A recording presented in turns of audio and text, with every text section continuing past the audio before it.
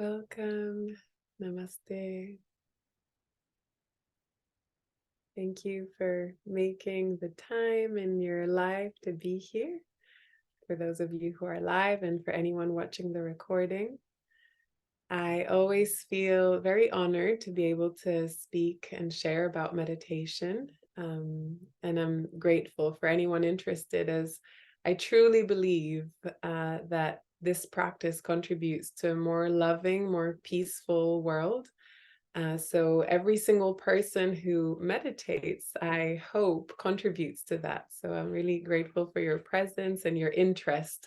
Whether you've been meditating for decades or whether this is a new practice to you, please know that you are equally welcome. And I'm going to first guide us through meditation. Then I'll speak about some of the benefits because they are countless, and then we'll open up the space for conversation, the obstacles we might come across in our practice, and to share experiences. So we'll begin in a comfortable seated position. You can sit on a chair or on the floor, wherever you feel comfortable. And you can rest your hands anywhere that feels comfortable. You can have your palms facing down, up, and if it feels comfortable to make a hand gesture, a mudra, you may want to connect your thumb and index finger. And again, the hands can be resting on the lap. Gently lengthen your spine.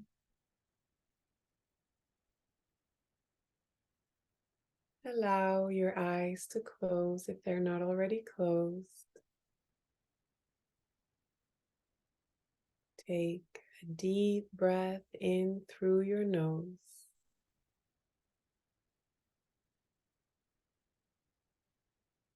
And open your mouth, release the breath.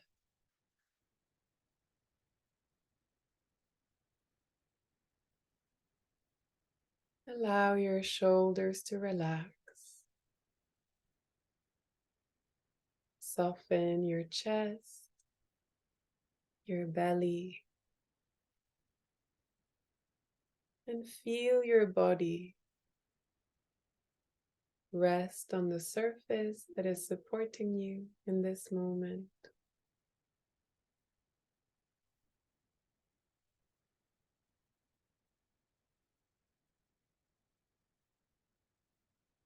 And now allow your face to soften as well.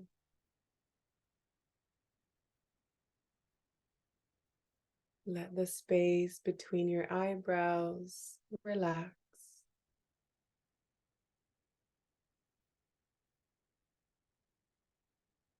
Relax your jaw, perhaps the lips part slightly. The hands can rest on the lap so the shoulders can really soften down for anyone who just joined.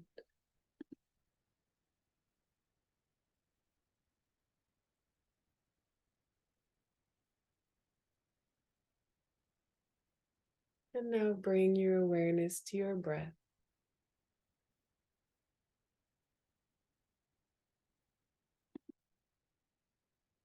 Feel the air as it comes in through your nostrils.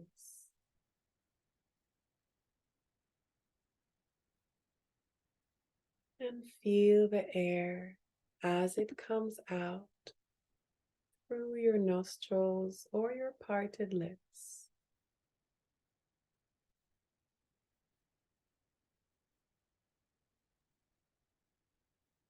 Allow your awareness to rest on your breath.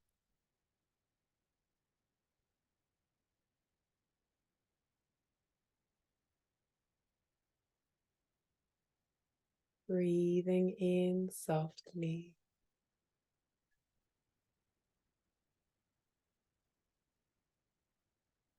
And breathing out softly.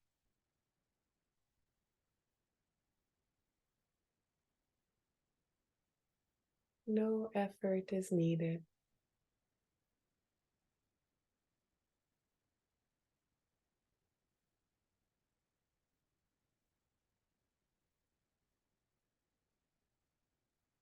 And now bring your awareness to your body.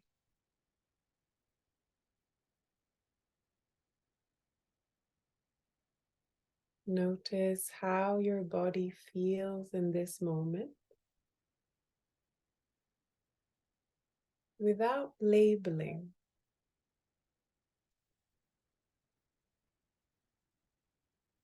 Simply allow yourself to experience your body.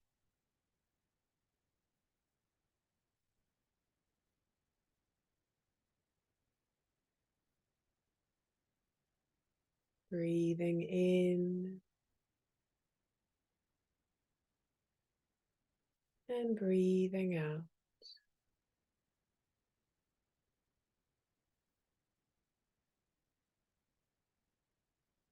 Whatever you notice in your body, let it be as it is.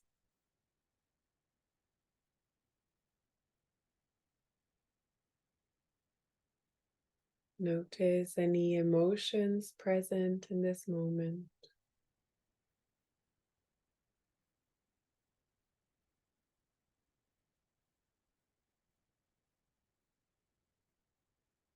Without naming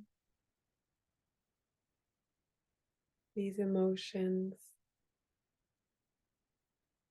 really allow yourself to feel as you feel now.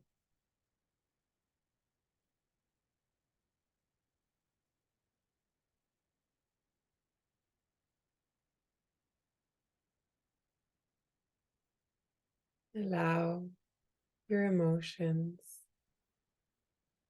to flow, to be as they are in this moment.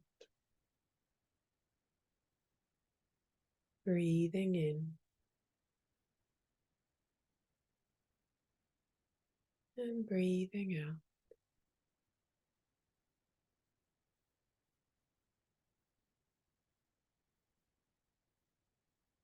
And now move your awareness to your mind.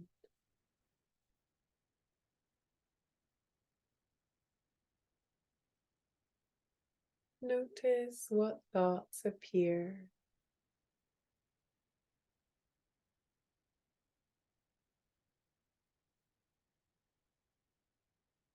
And whatever the thought,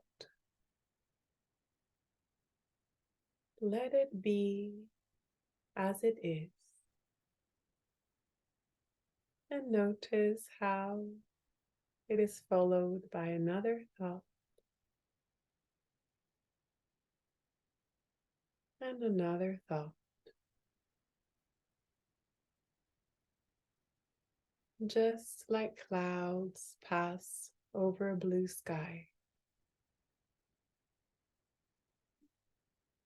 Who is witnessing these thoughts?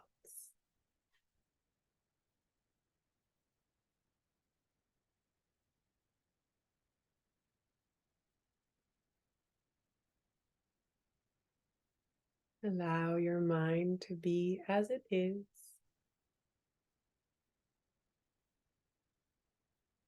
Allow this moment to be as it is.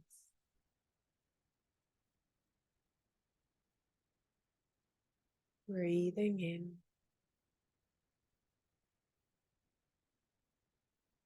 and breathing out.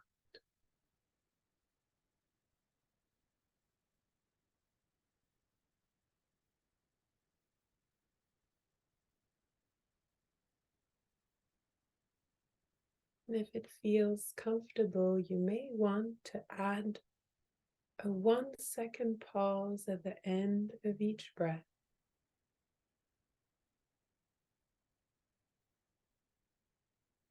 If this doesn't feel comfortable for you, please remain with the breath as it was.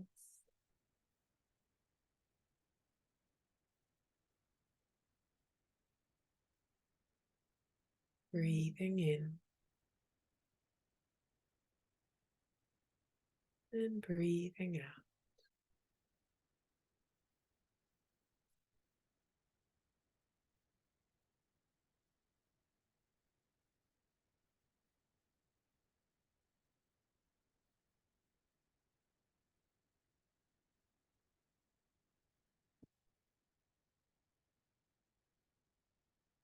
Very gently begin to move your body in any way that feels good.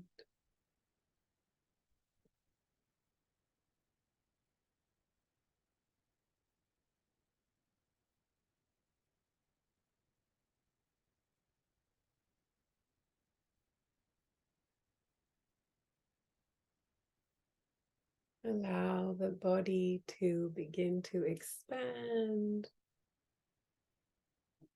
moving in any way that feels organic for you in this moment.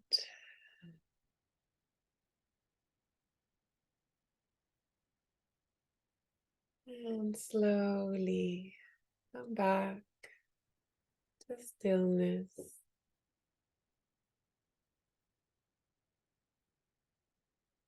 And when you feel ready, open your eyes.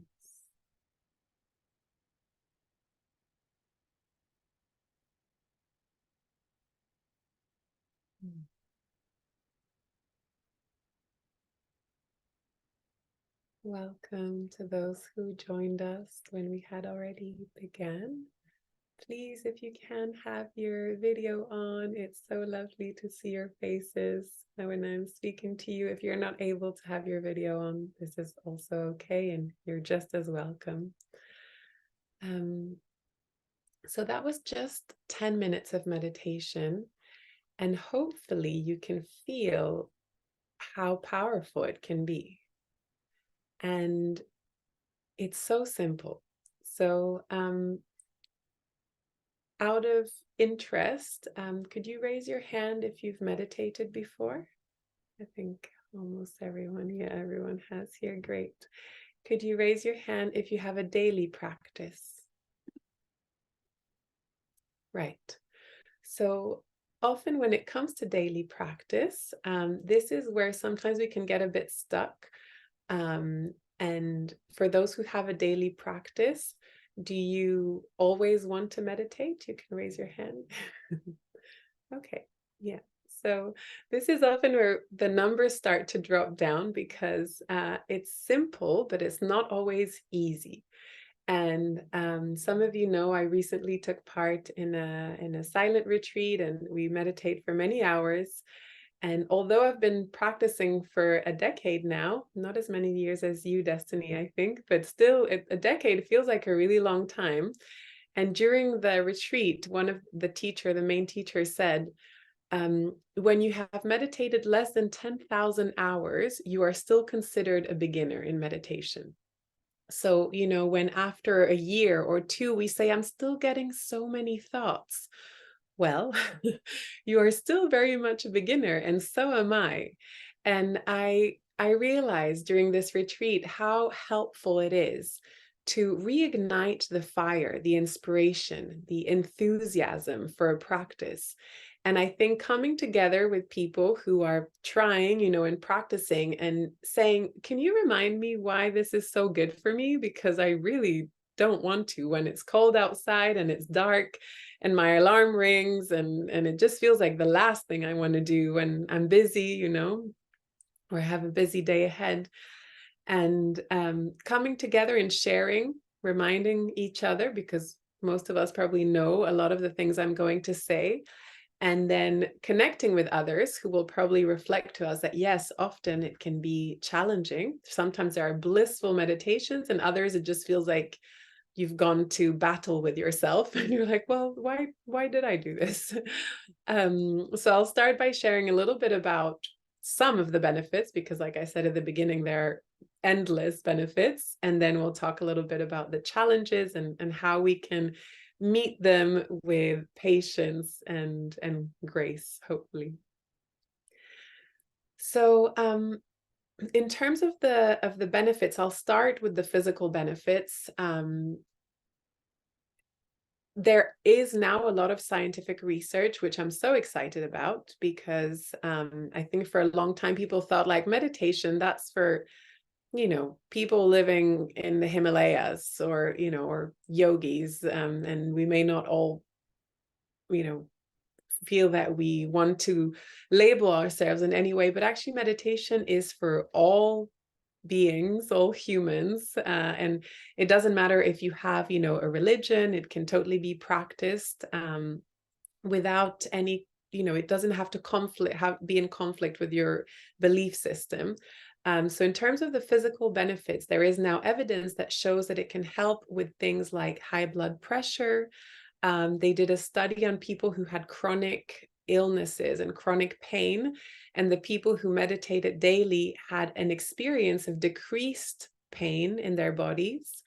It can also help with any of the diseases caused by stress. Of course, this is not only a physical benefit, but a lot of the illnesses that we're seeing today are caused by stress. So stress is one of the top factors for disease in the modern world. And so to think that there is a practice that you can do that is free every day that can contribute to lowering the risk of these chronic diseases that appear for people who have excess stress, to me was a revelation. I was like, why aren't we teaching this at schools? Why isn't everyone doing it? But then I started meditating and I understood why no one was doing it, because I found it really hard. And I love to share, you know, that I think it was like 9 years ago, when I started, I would set my timer for 5 minutes. And before the timer ran out, I would like open my eye and be like, I'm sure it's been like 10 minutes at least. And it would be like 4 minutes and 15 seconds. And I was like, God, this just takes forever. So I definitely empathize with anyone who feels like time lengthens during meditation. But the reason I'm here talking about this is because I've seen the benefits, not only in myself, but in my family. And in terms of the health benefits, I also love sharing about this. My dad had a very serious heart condition. And I always used to say to him that he should meditate. And he was like, no, that's not for me. You know, I don't believe in anything. And I just know. And then his cardiologist said to him that he should meditate. And then he was like, okay, tell me about this meditation thing. And now my dad meditates 45 minutes every morning. I hear his alarm ring next to mine, and it brings me so much joy because I see the benefits. He's calmer, he's kinder, he's a lot more open. And he said to me the other day, and I thought that was everything, you know, he said, I see more beauty. He said, you know, when I go to the beach, it's like it's more beautiful than it used to be. And I think, wow, if that isn't enough of a reason to meditate, to be able to recognize the beauty that is all around us.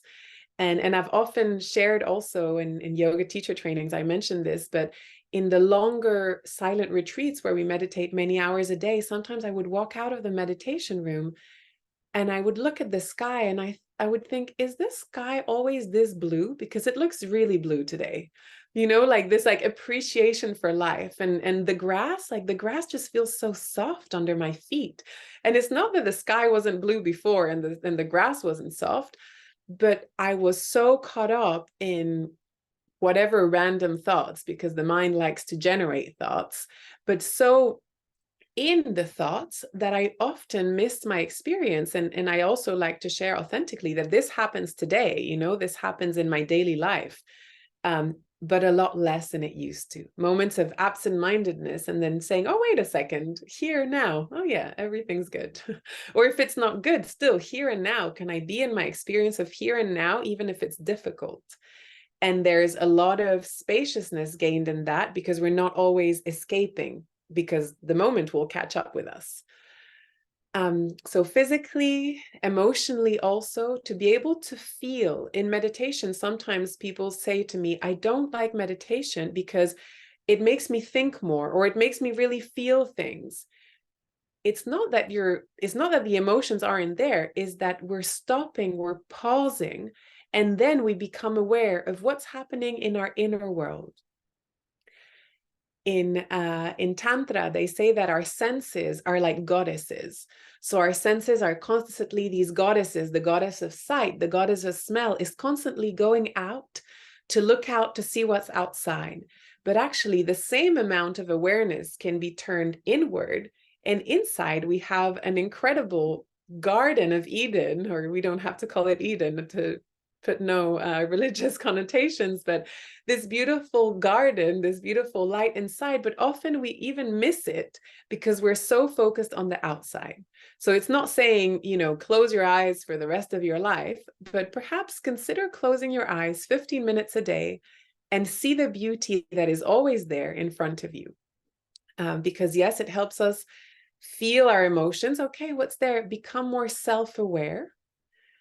And this can be quite uncomfortable, for many of us. And I can share, myself included. The first time I started meditating, I was like, this is what I think about all the time. Geez, it's not very nice inside of me all the time, and sometimes I would project onto other people onto perhaps a partner or a friend or my mother, you do this and you are like this. And when I started meditating, I thought, oh, actually, maybe it's me who is like this. Maybe I'm the one who's causing these things. And it can be uncomfortable, but with awareness comes choice and comes great freedom, because then we are aware of what's happening inside, and maybe we're less likely to project because we're aware that this is our pattern or this functioning that we have. And the more awareness we bring to it, the more it dissolves.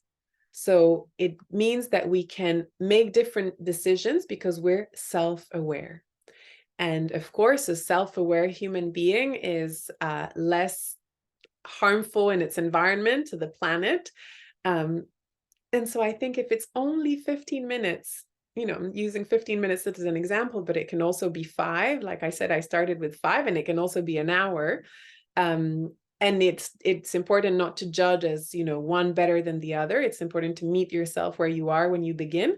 But also, if you've been meditating 10 minutes a day for 3 years, well, perhaps it's time to consider that 20 minutes could also be, you could perhaps do 20 minutes or try a 1-hour meditation, perhaps.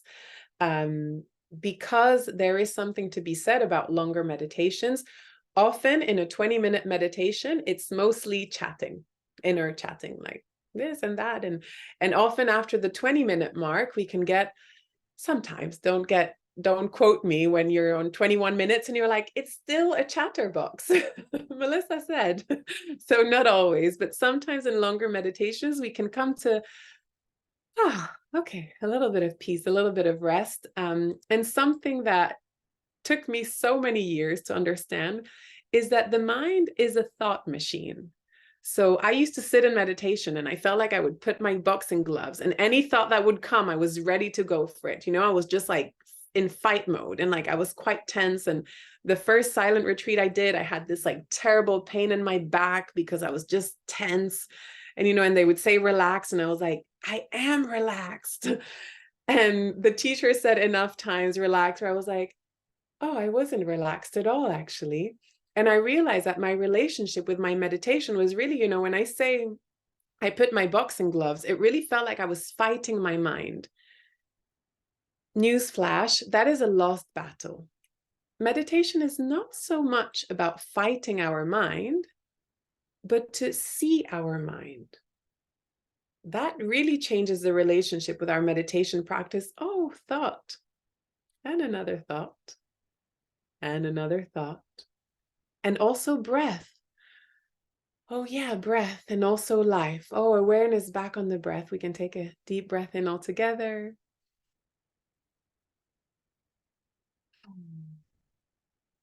And yes, there's still a thought, but there's also the breath. And so as we bring the awareness back to the breath, perhaps for an instant, there is a moment of void, of mental void.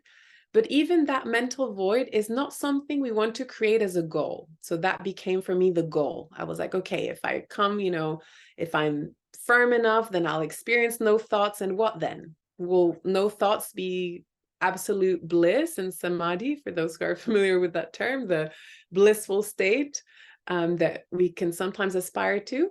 Well, actually, no. Because if there is tension to try and push the thoughts away, then what we're experiencing is tension, a state of tension. So actually, it's so much more about witnessing and allowing to pass. there is a quote that says something along the lines of, if any emotion or it's a quote by Rumi that I'll have to find, but if any emotion or thought comes, welcome it like the most wonderful guest. You can serve it tea and then let the guest go. You wouldn't say, okay, you want to move in now? So just let the thought, let the emotion pass. And often what happens in meditation, I don't know if this is a familiar shared experience, but for me is that I would go into like, oh no, I'm thinking, I'm really bad at meditation. This is the worst meditation. I shouldn't be meditating. This is a waste of my time, etc., etc. You may be familiar with this monologue that can happen at times. And again, when we change that from this to, oh, there is a thought. Okay. And there's also breath, and there's also presence, because who is witnessing this thought? What is perceiving this thought? And when we learn to do this in our meditation practice, we don't meditate so we become great meditators. That would be silly if we're just good at meditating. I mean, no one's going to give you a star, a reward for that. We meditate so we can experience life more easefully, so we can be more compassionate, more loving, more patient. And so as we practice this awareness of the thoughts, okay, there's a thought, doesn't mean anything. In daily life, when that appears, since we have developed this practice, then in daily life, when a thought appears, we can also not run into the story. And I noticed this when I was in London quite a lot, that I noticed many people were frowning. And I was thinking, how many people live their lives, perhaps like judging themselves. And this is a common theme when we speak to other people, is like thinking they've done wrong, that they should have done better, maybe living in the past, regretting something, or planning for the future, but actually worrying. And anxiety is at its high. When you look at how much medication is distributed, more than ever, antidepressants, anti-anxiety, all this medication that in the long term isn't so beneficial. And there is a practice that is scientifically proven to decrease depression, to help with joy, to decrease anxiety. And so many people live with anxiety. And yet the last thing we want to do when we're feeling anxious is sit down, close our eyes, and meditate, right? So it feels almost like there is some effort needed. But once we sit, we want to let go of effort, which I think for me was the revelation in the past year or so, because I thought, okay, I can put the effort in, but then I came to my meditation with a lot of effort, and that's where there was tension. And it wasn't always, rarely actually, a very pleasant experience, because I was like, okay, let's meditate. And actually we want to make the effort, come to meditation, and then, okay, here I am. There's nothing I need to do. Just perhaps occasionally bring my awareness back to my breath. Oh yes, today the mind is busy. What a busy mind. And there's breath, and I'm here. What a miracle. I'm alive. Okay, and do this enough times, and then sometimes during the day, I caught myself the other day, I was on my laptop, I had almost just come back from the retreat, and I took my tea and I was about to drink it really fast, like I was some sort of minister in that I had no time. And then I was like, wait a second, what is the rush? Because when I rush, I know I miss even the taste of the tea. And when I was at the silent retreat with no phone and no talking and no reading and, nothing else, the tea was in that moment was everything. And the taste of the tea, and I could taste the cinnamon and the temperature of the drink going in my throat. And the tea hadn't changed, but I wasn't available for life in that moment. I was rushing because of this illusion that I was in a rush. It's just, I'm in a rush. And I caught myself, on my laptop with one hand and grabbing the tea. And I was like, what am I doing? What is the rush? And hopefully you can relate to this. And in life, you may notice that you're going fast. And in that moment, I just put my laptop down and then took the tea. And I was like, oh yeah, thank you for this moment. Thank you for this tea, and drank my tea, and it tasted as beautifully as it had at the silent retreat. And so often we miss the moment because we're one step ahead, rushing. And it's so important that we don't judge ourselves when we notice that we're in the rush of life, but we actually say, yes, just for a moment, I was present. Wonderful. And with time, these moments of presence begin to become a little bit longer. And we may notice that those moments of absence become a little bit less, more sporadic. So it's not happening as much that we're gone for an hour and we come back and we're like, wait, oh, I was in the social media time warp. and what's interesting is that often when we speak of meditation, the first thing that people say that is the obstacle is time. I don't have time. This is often a thing that comes through. 24 hours minus 8 hours is 16 hours. So every day we have 16 hours. Well, if you're sleeping 8 hours, maybe.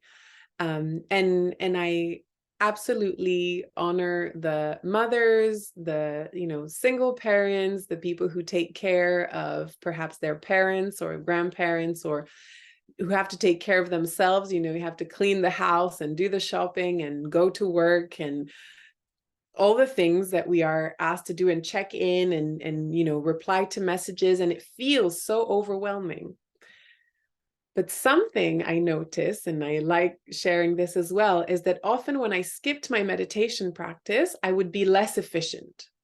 So a lot of running around, like this, like tea drinking of like, oh, and then I spilled tea all over my shirt, and then I'm just in a rush, but I'm actually not so efficient with my time because I didn't take the time to, whoa, okay, where am I going?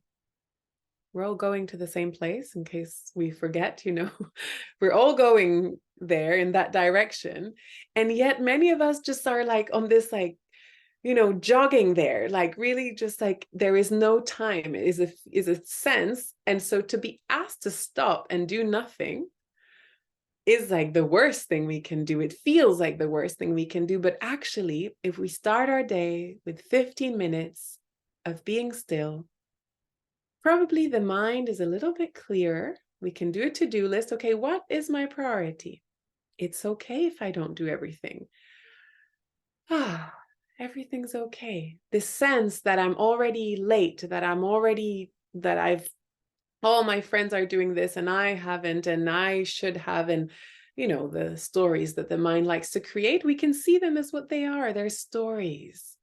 Most of the time, the things that we worry about, I read a study that said that 99% of the things we worry about will never happen. And I was like, well, that's a waste of brain power. Just like worried, oh, worried. So worried about, I don't know, something. And then meditation enables us to see perhaps that worry nature, and just be like, it's okay, relax. It's a moment with yourself, not listening to someone else, what they think, and not just, or listening to, the news or something, but just a moment with you. It's okay. I'm here for you. I'm here for me. Just a moment with you. And you can see what's the theme, when you wake up in the morning. And if it's more thinking about what you could have done and should have done, and when you're able to see that narrative, again, not using this self-awareness to whip yourself for being such a terrible human, as I have done many times, I don't recommend it, but rather to be like, oh, of course, you're worried because you think that's okay. Actually, we can all give ourselves a hug. It just feels so nice to hold yourself and love yourself for your very human nature, because it's not odd to be like this. It's actually the majority of human beings. When you speak to other people, many people, if you ask them how they're doing, they'll be like, yeah, great, or not too shabby, or not too bad. But if you dig a little bit deeper, often there is some guilt and some worry and of course, meditation is not going to remove that. If you meditate 20 minutes tomorrow morning, don't think that you'll open your eyes and ta-da, the world has been completely fixed and everything has, if you're if your bank is, if you're in minus, it's probably not going to be in the plus tomorrow morning after meditation. Life problems are to some extent real, but meditation can help us deal with life with a bit more ease, a little bit more calm. And who doesn't want that, right? So these are some of the many benefits, but I also wanted to talk about the tips, the method. There are many methods, Zen method. There are different forms of Buddhism. Some yogic traditions have different methods. And something that Osho recommends is sticking to one method for a month, which of course, in the world of having everything fast, is a really long time, a month. You can order food online, you can message people, you don't have to write a letter anymore. You can actually even voice note. You can have everything now. So dedicating a month to one style of practice, of course, what will the mind say? I'm bored, it's not working. Maybe if I tried a different mudra, this will be different. Actually, I'll try a different method. I don't like this method. I'm wasting my time, etc., etc. So the recommendation is to stick to that one method. I've been practicing the same method for 3 years now, and I can see how this has positively impacted my practice. I do occasionally, and if I participate in a retreat or I'm guiding a retreat, I'll offer different methods, because sometimes it can be good to see if we resonate with other methods. But often it's not the meditation method that's broken. It's just that we need to be patient. And patience is something that we cultivate, not something that we have. Like some people will also say, I'm just not a patient person, as if anyone was born patient. I mean, I don't know if you know any kids, but I don't know any very patient kids. Patience is something we cultivate. So by coming back and trying again, we cultivate it. And then perhaps the 5 minutes of meditation don't feel like eternity, and we go to 10 minutes and so on and so forth. So patience, commitment, because no one is going to do it for us. And it's, it's so interesting, because when you hear the endless list of benefits of meditation, you're like, I absolutely want to do that, not just for myself, but for those around me, for my children or my partner or my friends, for my community, for the world. Truly, that's my prayer when I sit down to meditate. May this be beneficial for all. And I believe it in my heart that it is, because it ripples out. But then when it comes down to it, when your alarm rings, it's like, oh, but just 5 more minutes, or I'll do it later, and then the day has started. And for example, if you are a mother to a young child, perhaps first thing in the morning is simply not possible. If your child is crying, I'm not saying they can wait, because no, of course, life asks you to be in life. It's not about dismissing life so you can meditate. We meditate so we can be in life, so we can be with the tea, or be with the baby, or be with our colleague, be with life, be with ourselves, first of all. But if you believe that in those 16 hours, you cannot dedicate 15 minutes, then I want to invite you to reflect on whether that is true or that is a belief. And some of you know, I used to have, you're all frozen. I hope you can still hear me, so I will continue. Yes, I will continue. So I used to have Instagram, and I spent a lot of time on Instagram, and often, when I heard my teacher say that we should meditate an hour a day, I was like, an hour a day? Is he out of his mind? Well, he's definitely out of his mind, because he's enlightened, but in the expression, and I was just like, an hour a day? Who has an hour a day? I mean, that's so much time. And then I looked at my Instagram report. I remember once it said like my week, I think the daily thing was like, I was like 2 hours and something. And I was shocked, because I was like, I don't spend that much time, do I? And same, my laptop tells me how many hours a day, I use it. And then I thought, then why is it so easy to go and look at other people's lives, or to tell people about my life, about how deep my meditations are when I do 15 minutes in the morning? But it's so hard to dedicate an hour.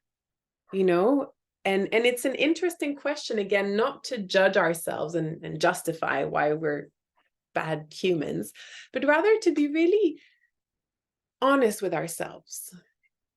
Is my life as I long it to be, and not to project into the future, acceptance of life as it is in this moment is essential. That is our meditation practice, accepting the moment as it is.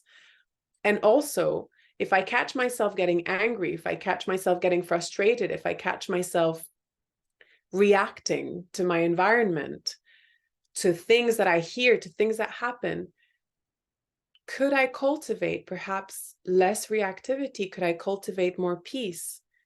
Well, perhaps yes. I think most of us can. Do I want to cultivate more peace? I surely do.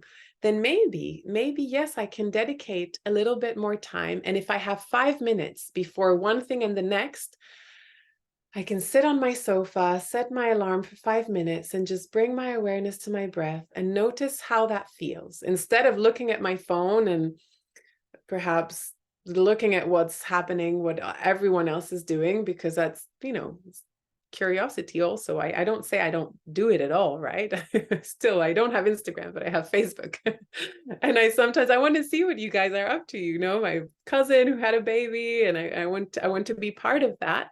But also awareness, presence. How does this make me feel? Okay, maybe I need to put this away. And when I reach out for something that in the past maybe made me feel good in the moment, but then in the long term didn't make me feel good. Oh yeah, presence. It's an emotion that's coming up, a difficult emotion. I can be with myself. Maybe instead of reaching for that thing, I can sit with myself for 5 minutes, place my hand somewhere on my body, and breathe. And that feels very different afterwards. And it's a lifelong practice, right? So some of us might be like, but I've been doing that for a really long time, and like I said, 2 days after the silent retreat, I was rushing to drink my tea, but I caught myself doing it and I put it down. And then I did it again, but mindfully. Wow, so this practice works. It really works. And so in terms of methods, like I said, there are endless methods. I personally recommend breath awareness to begin with. And ultimately, practicing presence is rather simple, is being here now. I actually want to recommend this book to everyone. You Are Here Now by Thich Nhat Hanh. I'll share it in the WhatsApp group. And reading a few, not even a few pages, reading a few sentences, maybe reading one sentence every day. It's all about being here now, of course. It's not very thick, but it's actually very simple. And reading a few pages just before meditation. So in terms of practice, what I recommend is if you can have a space for meditation where you have perhaps, you can have incense or a candle, create a ritual for yourself. So it's something you look forward to rather than something that you have to do. Because of course, the energy of I have to do this, it's not the best of starts to do anything, right? So a space where you're like, oh, maybe you have a meditation cushion or a meditation blanket. And of course, when you travel, you have to do without those things. I travel with a mini altar. So I have a crystal, a picture of Ramana Maharshi, who I wanted to speak about, but maybe we'll save that for another session, as that could be a whole hour session. So maybe someone who inspires you, and it could be a loved one, actually. I'm practicing meditation because I'm doing this for my son or my grandmother, and I want to be able to be present for them. So that's your inspiration. A guru guru means truth. So who reminds you of the truth? In my little space at home, I have a rainbow, and the rainbow is like, yes, I want to embody that unconditional love only. And so when we sit to meditate, connect with our intention. I find that's the most inspiring thing I can do. I sit down, and first, before I do anything, oh yeah, this is why I'm here. Yes. And so no matter how difficult the meditation is, we're really good at labeling things. It was hard or it was bad. It was good. It was great. And then tomorrow it's not. Just silent witness. yes, there are thoughts, or there is pain in the body, or there's this emotion, anger is there. Yes, it's all there. It's not, meditation is not about being a saint and ignoring your human experience. Not at all. I thought that's what it was at first, if I'm totally honest. I was like, okay, so when you meditate, you become a saint and the angels will sing and there'll be this like light radiating upon me. And actually, no, actually, maybe there was like some frustration and I was annoyed at the person who was breathing really loudly next to me. And actually what that reflected to me was that, oh, actually, I'm not as love and peace as I like to think I am. If someone's breathing annoys me, then, it's their life that's annoying me. So maybe that's something to ponder on. And I can happily share, that from the beginning of my meditation journey to now, and I'm still a beginner, as I was saying in the beginning, on less than 10,000 hours in meditation you're still a beginner. There has been such a transformation in how I relate to life. And some meditations are mostly thinking, even within an hour, sometimes people assume that if you meditate an hour, it's just like an hour of bliss.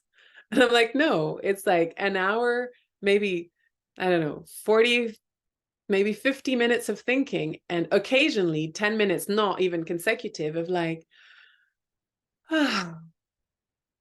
being. And it starts again and it goes in every direction. And then I'm like, what am I? Who am I? What is this? And so this is the question that Ramana Maharshi suggested as a pointer to awakening. We say that, any method is like a finger pointing at the moon. And ultimately you can pick your method. Who am I? Or what am I? Or aham. Aham in Sanskrit means I am. Or kim aham, K-I-M, aham is I am. So who am I? Or kim means who and what. So you could ask kim aham, who am I, or what am I? For some people, who am I feels completely alienating and the mind just wants to answer. For all of us, the mind will want to answer. But if you feel that way, then don't go with the one that you hate initially. Maybe you say, you know what, for a year, I'm going to stick to breath awareness and that's enough. Capturing the uncaught mind is the practice I always begin with. So very simply, inhale, exhale, 1. Inhale, exhale, 2. Inhale, exhale, 3. And when you get to 7, you come back to 1. And when you get to 14, you come back to 1. And when you get to 21, you come back to 1. At the beginning, it's quite normal not to get to even 7. But every time you're confused, come back to the first one. And so starting your meditation by capturing the uncaught mind, bringing it back. And then when you feel like you've stabilized a little bit, letting go of the counting and using your preferred method, ideally not, it's not mixing and matching like, oh, today I'm going to do a bit of aham followed by, I don't know, maybe I'll do a bit, who am I? Maybe I'll just go into just I am. So ideally committing to one practice, because of course the mind is looking for distractions. Nisargadatta Maharaj, who was one of the great sages, I want to say almost of our times, because he died, he was also a contemporary with Ramana Maharshi. He actually met his guru when he was 34, and he self-realized when he was 37.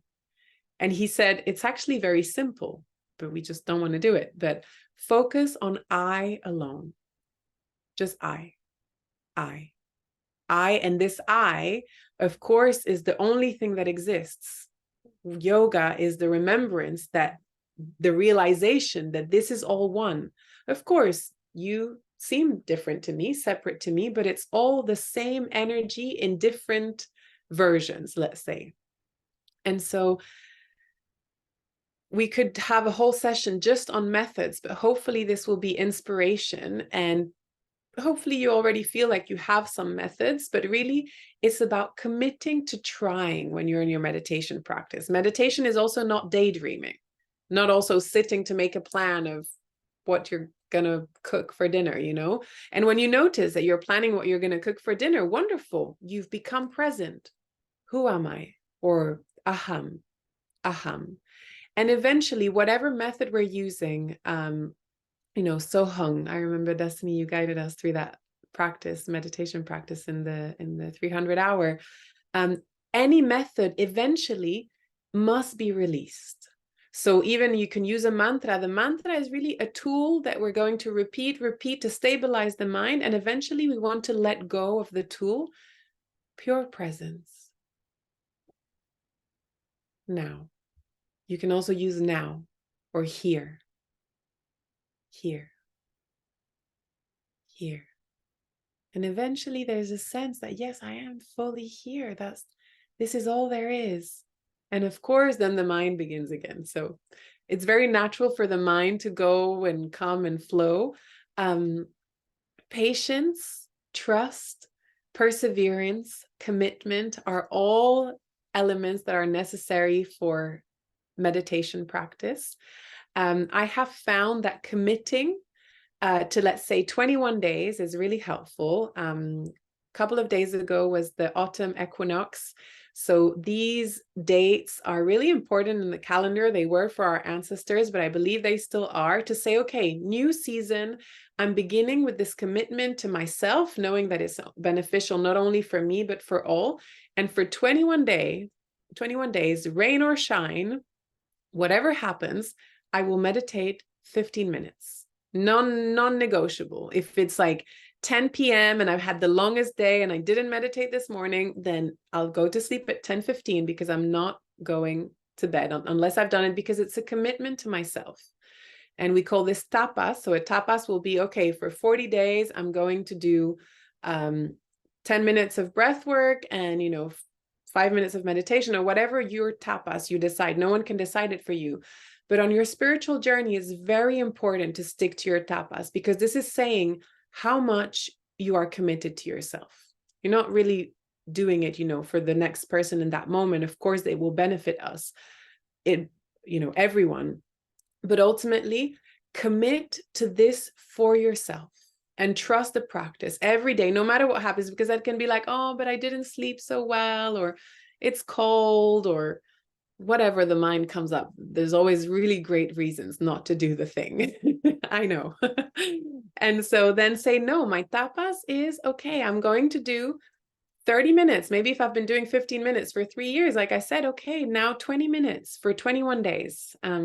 So I have a meditation group on WhatsApp. I don't encourage people to spend more time on their phones, but where you can put an emoji when you've meditated. If you think that this may help you, inspire you to commit to something, to your tapas, let's say you choose 21 days or 40 days or perhaps a month, see what date it is today. Of course, the idea is that then you continue. But if you say, I will meditate for the rest of my life, you're like, yeah, whatever, probably not going to do it. So if you already have a practice, but it's sometimes yes, sometimes no, this is a beautiful opportunity to say, okay, and maybe for you, first thing in the morning isn't so possible at this time of your life. Maybe it's a midday or a evening or any time I can meditation. And you put your emoji in the group and you see that all these people are meditating too. And you're like, yes, we're doing this thing. It's a meditation wave. I like to think of it like that. And if you miss a day, then okay, I continue next day. So not giving up on the practice, not giving up on yourself. And the last, there are so many things I could say, but the last recommendation I have is keeping your phone on airplane mode until you have done your practice, because the first thing you do in the morning and the last thing you do at night have a major impact on your life. So if you already have a morning practice, consider adding an evening practice. If you do 15 minutes in the morning, 15 minutes in the evening, what's 30 minutes out of 16 hours, especially knowing the long list of benefits. If you don't currently have a daily practice, don't commit to 30 minutes in the morning or do, but probably if you commit to 30 minutes in the morning and 30 minutes in the evening, might be a little bit tricky. So do commit to something that feels doable, and maybe you have more time and you do 15 if you committed to 10. But again, what you do in the morning and what you do in the evening determines the quality of your life in many ways. It may seem like an exaggeration, but I truly believe it, and I have experienced it for myself. So keep your phone on airplane mode, take some time, hold yourself, move your body, breathe deeply if you can meditate. If not, later in the day, and then start your day and then approach the day differently. So I've spoken a lot. I hope you don't mind staying a little bit over so we can have some conversation. If you need to go, I understand. I intentionally didn't say how long it would be because I knew that I would have so much to say. But if you have any questions or comments, feel free to unmute yourself or type in the chat. Thank you so much for listening and for being here. Yeah.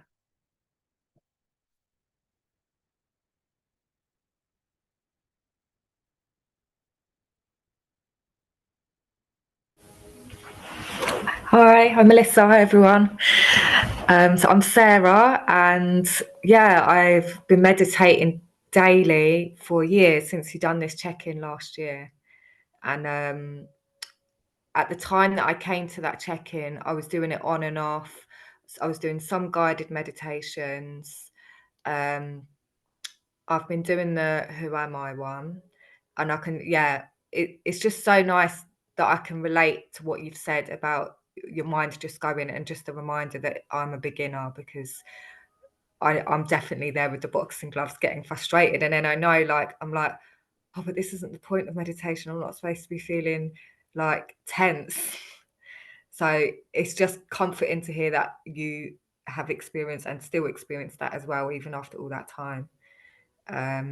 But yeah, it just like, I want to do it. Like, I want to sit down in the morning, so I will do it. And I think I will add in an evening one now, because that's something I don't do. And even like you said, I'm a mum with young kids, but they know now, oh, mummy's meditating. And it's really nice that they see that as an important part of life, which is, it just gives me shivers that, oh, I'm doing that, yes, for me, but my children are seeing that, and that eventually they will do that when they're older, because that's just what mummy does. So yeah, just want to say thank you. Oh, I got the shivers too when you said that. I love that. And yeah, thank you for sharing that, because I think often when we think of meditation, we're like, oh, you're supposed to be blissful, as if there are no shoulds, right? Ultimately, your experience is your experience, and meditation is accepting that experience. And this is where we get into the idea of my meditation should be this, it should be that, which prevents us from accepting our experience. What I can say is that the boxing gloves didn't help. So now I've put the boxing gloves aside, and I imagine that I sit, this is what the longer, in the silent retreat, we meditate, 5-6 hours, sometimes 7 hours a day, and your butt hurts. And so I imagine that I was sitting on rose petals. And I was thinking, oh, how my practice has changed, from fighting myself, which I think really translates in my life. I would argue with, and I don't think I was never an aggressive person, but in my thoughts and I would argue about little things with my mom, like why. And now I can see that sometimes the thought arises and I'm like, I mean, why fight? That just seems like the worst thing to do, if I could just not fight, maybe. So, the boxing gloves is like, actually, I think I was committed and inspired and I wanted to do it. And I think that's wonderful. That energy, that yang, that power, that warrior of like, I'll do it for my kids, has its place. And then eventually you're like, okay, maybe getting to the mat requires still that energy for some. And then once we get on the mat, okay, I put my gloves a lot on, maybe I'll put my silk gloves instead and do my mudra and okay. And maybe, at first for me, it was like, who am I? Who am I? Who am I? Who am I? And now I'm just like, oh yeah, thoughts. And who am I? What is this mystery? What am I? What is life? What is death? Who dies? These profound questions that bring us to the present moment. And yes, may all the children see their parents meditate and be inspired, because imagine what a beautiful humanity it could be. Or already humanity is beautiful, of course. But how much peace, how much love could exist in this world if all beings meditated. So thank you for being an inspiration to your daughters.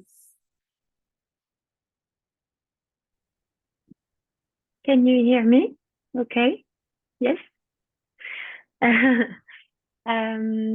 Thank you for sharing all this. I've just started meditating daily since maybe a week. I didn't know about all the methods. I'm just using guided meditation with YouTube or whatever. I never tried silent meditation. And you didn't really, I mean, you guided a meditation, of course, for us, but is it like a less good meditation to be guided? Is it, I guess silent meditation is just more powerful and you have to really deal with your thoughts even more because there's not like, I like guided meditation because there's visualization or sometimes mantras. There's this music too. I'm very, very sensitive to the sound. So I know it helps me get a little bit like, yeah, concentrated or something. So yeah, I just wanted to know your idea of guided meditation. And you said we could commit to one method. So I guess, is it a method or is it just a different type? And just another question. Do you know Fabrice Midal? I think is French. He's meditating a lot, talking about meditation a lot.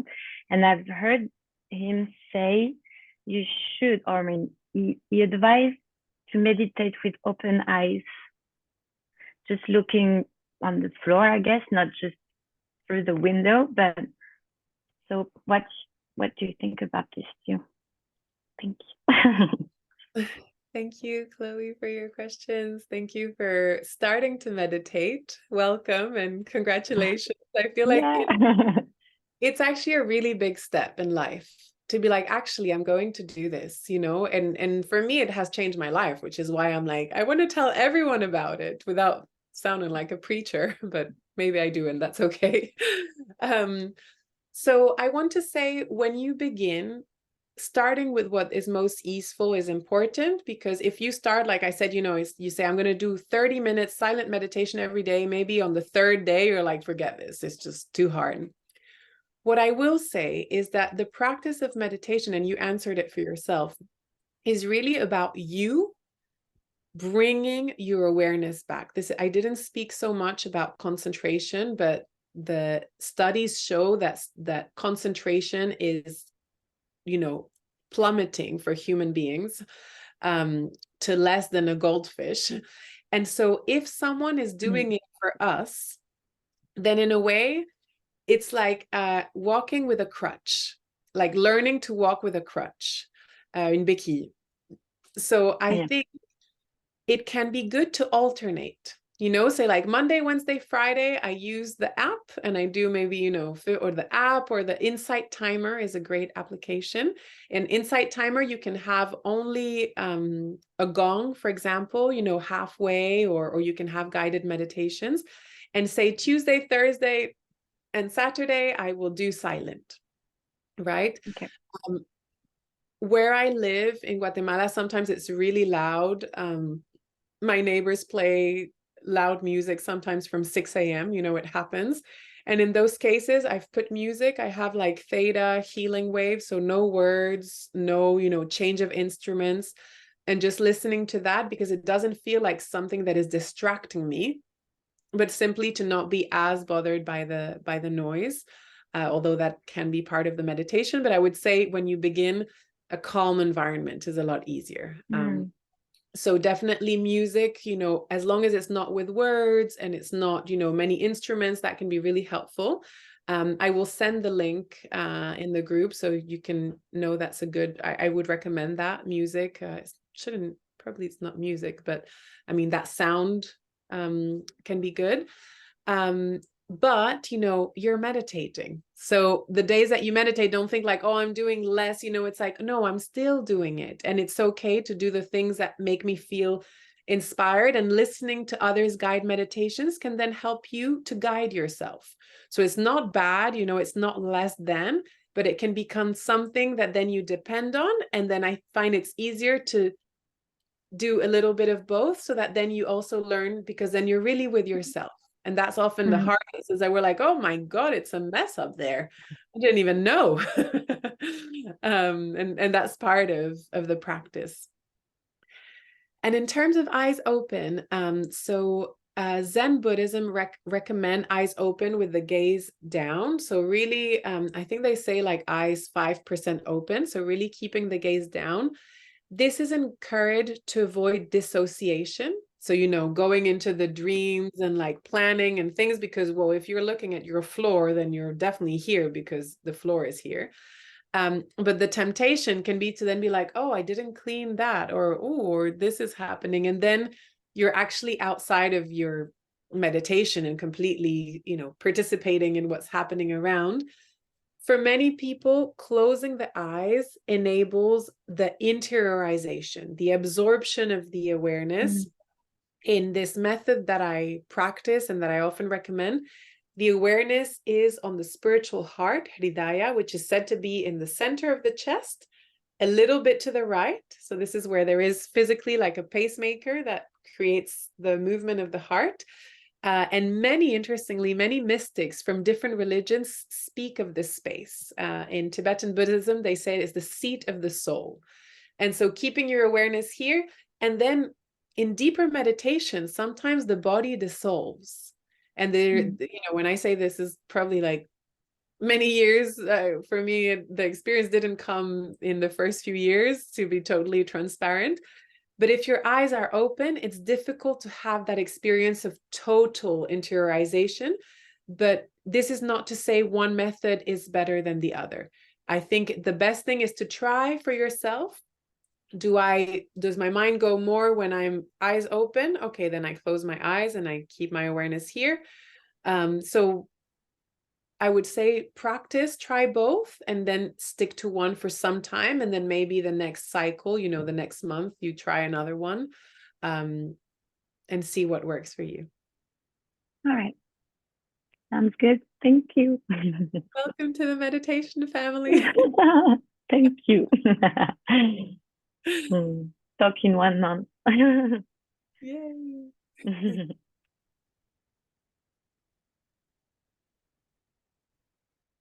You don't have a question, but simply a comment, please know that it's welcome, whether it's a recent practice for you or long, you know, many years of experience.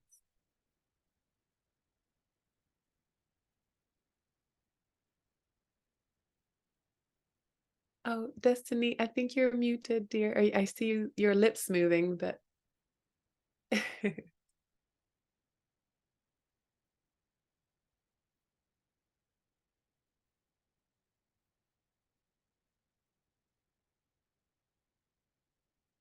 no.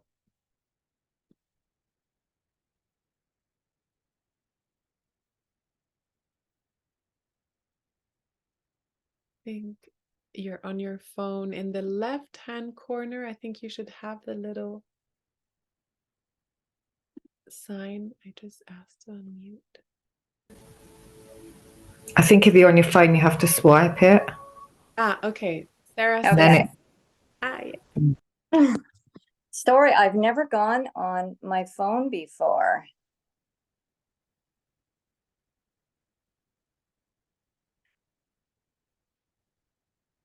Perfect, but we can hear you, Destiny. Oh, you can? Okay. Yeah, I've never gone on my phone before, and this is a new phone. So anyways, I just wanted to thank you for sharing, Melissa. And no, you have been committed to meditation longer than I. I wanted to clarify that. I revisit, come back and forth, and now I feel really committed. And so, yeah, I'm happy about that. Sometimes I forget to put my emojis in. And I still struggle with that busy mind. I have the recognition, and like you had mentioned, sometimes I feel like I'm seated daydreaming for 45 minutes. But it's all good. No whipping. But again, thank you. That's all I wanted to say is thank you very much for sharing. It was nice, so nice for you to bring everyone together. Thank you, Destiny. Thank you for sharing that. I feel like when we hear other people's experiences, it's like, oh, so there's nothing wrong with me. Thank God. So, no matter how many years, thoughts arising is quite a natural thing, is what the mind does. It's the relationship to the thoughts, the relationship to the daydreaming. Like you said, no more whipping, what a change, how we will relate to life if we're able not to judge ourselves and punish ourselves. And so even if we do a 45-minute meditation and we daydream for 40 minutes and once we think, oh, wait, I'm meditating, or maybe just when the gong goes, then that is still a successful meditation. There's a beautiful quote. I don't remember exactly how it goes, but it says, whether your mind was completely busy or whether your mind was blank or whether you feel you saw the divine, or whatever your experience was, there are no failed meditations. It's never a waste of energy. You still came and sat on your cushion or on your chair and you tried. And that is all we can do. And also I'm happy to share, that after almost a decade, now at the meditation retreats, I can sit a 2-hour meditation. And when the gong goes, I don't rush out of the posture. I stay a little bit longer because, and I don't do that, in my everyday life. But if you had told me that when I started and I would open my eye after 5 minutes, I would never have imagined to be true. So yeah, believe and trust. And Suki says, thank you so much. I'm extremely grateful for this session. I hope to set the 21-day challenge. I can't wait to ensure a daily practice sticks and have the reminder. And perhaps 5 minutes when I have the moments. Thank you, Melissa and Group, for their questions. Thank you, Suki. Yes, commit to 21 days. It is possible and it's so worth it. I'll send the link for the other group where you can put your emoji. And really commit. That's the thing for me, is I think that I want to share is commit. No matter what is happening in the day, if you commit to 5 minutes, do the 5 minutes.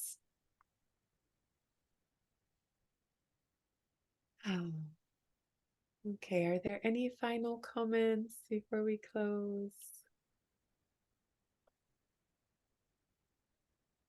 Beautiful. Okay, so I'll be offering a session like this every so often, but if you feel like you need support, like you have questions, like you need inspiration, again, having a spiritual book that you're reading, Eckhart Tolle, Nisargadatta is a little bit, I laugh when I read him, but, a very enlightened person, but not always relatable. So Eckhart is great, Anandamayi, Thich Nhat Hanh is so wonderful. So many books to read. And so I'll share a few in the WhatsApp group. And if you need, reach out to me personally. I'm so happy to offer support when it comes to this or anything that I can support with. Thank you for your time. Thank you for your interest. Thank you, thank you, thank you. And may this benefit all beings everywhere. Let's take a deep breath in together.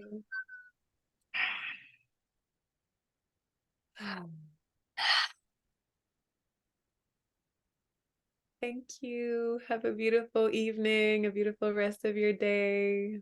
Mwah. Thank you so much. Thank you. Thank you, Melissa. Thank you.